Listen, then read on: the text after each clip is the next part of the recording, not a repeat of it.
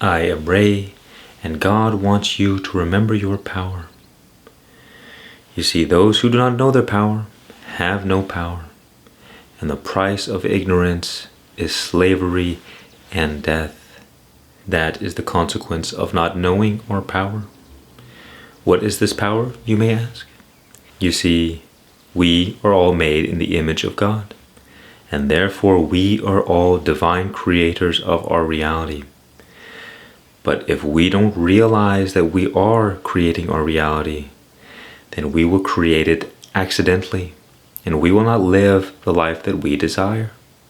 As Carl Jung said, until we make the unconscious conscious, until we make the unconscious conscious, it will direct our life, and we will call it fate. We will not understand why things are happening the way they are.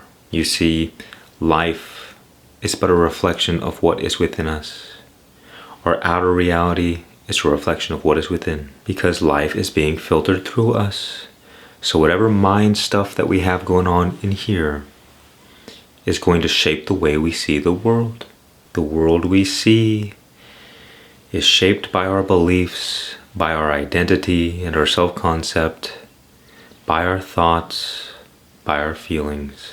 And so, to claim authority over your power means to be conscious of your thoughts, to be conscious of the words that you speak, and what kind of information you allow in your mind. If you knew your true power, you would not be so careless with your thoughts or the words that you speak. Every single day, I hear people say things that do not serve them, that serve to make their life worse, and yet they have no awareness whatsoever that this is going on. And so therefore I say, the source of all suffering in our life is ignorance. And so the cure for ignorance is truth. The cure for the darkness is light. The cure for unconsciousness is awareness. Until we become aware of our true power, but also our tendencies, the words that we speak and the ways that we think, we must become aware of where we allow our mind, our focus to drift. Because energy is the force of creation, and our mind is a tool that directs the flow of energy. So the entire quality of the life that we create for ourselves is determined exactly by the quality of the things that we focus our attention on. The more you focus on things that do not serve you, the worse your life becomes. And the more you focus on things that do serve you, this is common sense. It's pretty simple, right? And yet nobody pays attention. We just live our lives and we kind of just wing it. We wing our lives. And so is it any surprise that oftentimes life is not happening the way that we want it to happen? Well, life's not just going to magically become amazing for you until you create that reality. And if you don't realize that you can create that reality, you will not. You will be at the effect of your reality and not the cause.